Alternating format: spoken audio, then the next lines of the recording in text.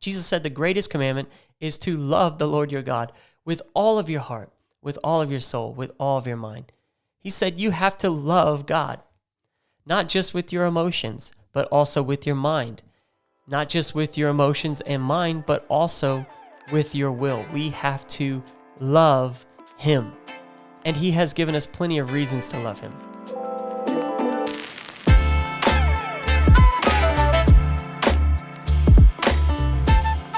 There's this interesting promise that is found in Exodus chapter 20, right in the middle of the 10 Commandments.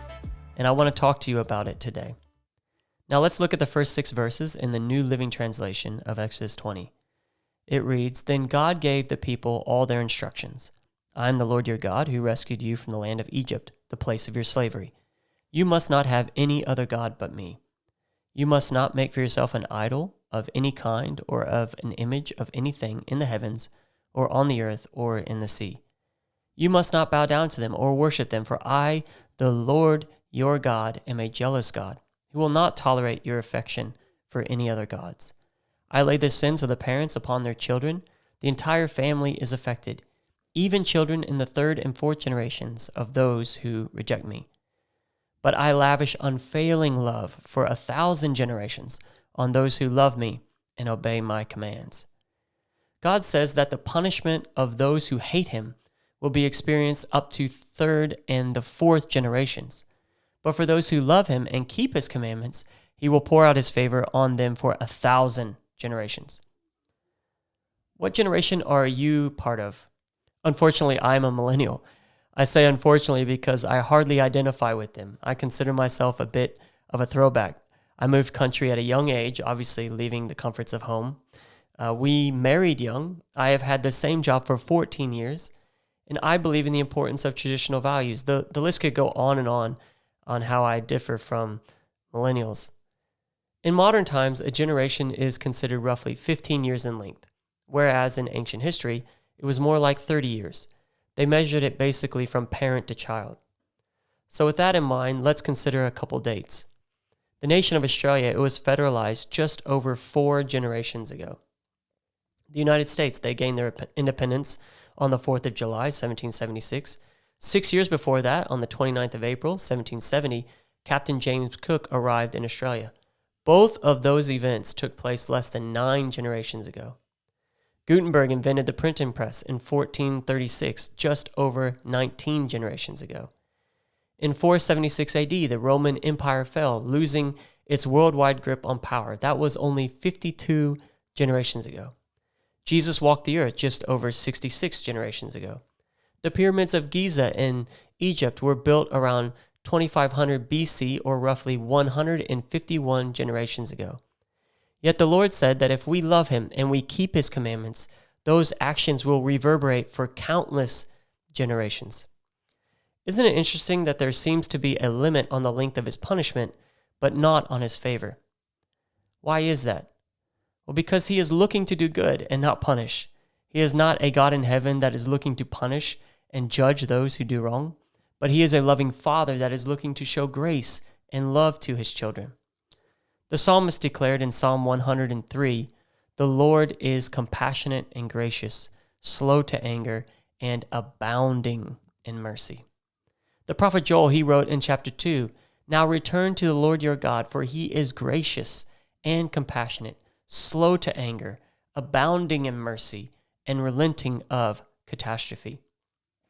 The prophet Jonah, he actually used his knowledge of God's grace as a reason why he didn't want to preach to a city that he hated. After the Lord had forgiven that city when they repented, listen to what Jonah said to the Lord. He said, "Didn't I say before I left home that you would do this, Lord? That is why I ran away to Tarshish. I knew that you are a merciful and compassionate God, slow to get angry and filled with unfailing love. You are eager to turn back from destroying people." You see, Jonah knew his God. He knew that we serve a merciful God, a God who looks beyond our failures.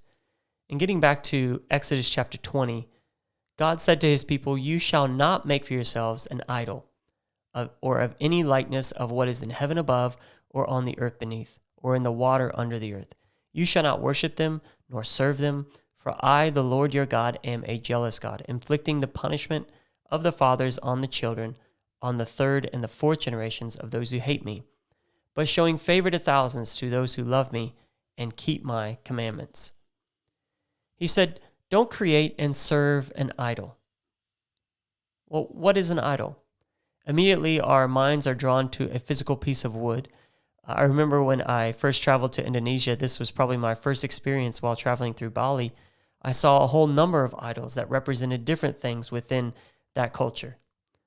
But the late author, Tim Keller, he describes an idol in his book, Counterfeit Gods. It's a great book. He says it's anything more important to you than God, anything that absorbs your heart and imagination more than God, and anything that you seek to give you what only God can give. And Keller, he draws upon Philippians chapter 3, verse 19, where a person's appetite is described as their God. He also looks at Colossians 3:5, where greed and sexual desires are equated to idolatry. Anything that we put before God can become an idol in our life. You see, when Jesus, he was approached by a lawyer in Matthew 22, he was asked, "Teacher, what is the greatest commandment in the law?" Jesus didn't skip a beat. He said, "You shall love the Lord your God with all of your heart, with all of your soul, and with all of your mind. This is the first and great commandment. And the second is like it. You shall love your neighbor as yourself. On these two commandments hang all the law and the prophets." Jesus said the greatest commandment is to love the Lord your God with all of your heart, with all of your soul, with all of your mind. He said you have to love God, not just with your emotions, but also with your mind. Not just with your emotions and mind, but also with your will. We have to love Him. And He has given us plenty of reasons to love Him. This past Sunday, I started a new series with our church on the Central Coast about love and relationships. We started out with talking about real love as defined by the Apostle John in 1 John chapter 4. And it truly is amazing the love that God has for us. Before we ever loved God, He loved us. And while we were still stuck in lawlessness and sin, Christ gave His life for us on the cross. He has given us so many reasons to love Him. And if we truly love Him, then we should want to keep His commandments and desire to follow His word. According to Jesus in Matthew 22, all the commandments hang on loving God, but not just loving God, but loving your neighbor as yourself. So if we want to keep His commandments, then we must love Him and love those who are around us, just as much as we love ourselves. It doesn't work if I just love Him and hate my neighbor or try to avoid my neighbor. I am commanded to love my neighbor, to love those that are around me. And His word says that if I keep those commandments, then God's favor will be manifested in my life, and not just in my life, but in the generations that follow me. With one decision, you can change the destiny of generations that come after you. When putting this episode together, I was reminded of the story of my family. A woman by the name of Arpin Abrahams made the decision decades ago that despite the frustrations of her life, dealing with abuse and having to raise 2 children on her own in a brand new country, that she would serve God. And she raised her daughter to serve God.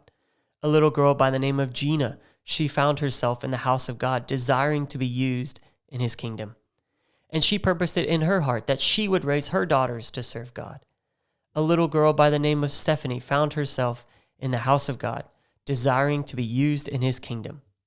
And now Stephanie is raising Ava and Reagan, my daughters, in the house of God. Why? Because one woman long ago said, "As for me and my house, we will serve the Lord. We are going to love God, and we are going to keep His commandments." And His favor has been poured out in their life from generation to generation to generation. That is the heritage of the believer, God's favor to 1,000 generations. And that can be your story. That can be the story of your family. That can be the story of generations to come.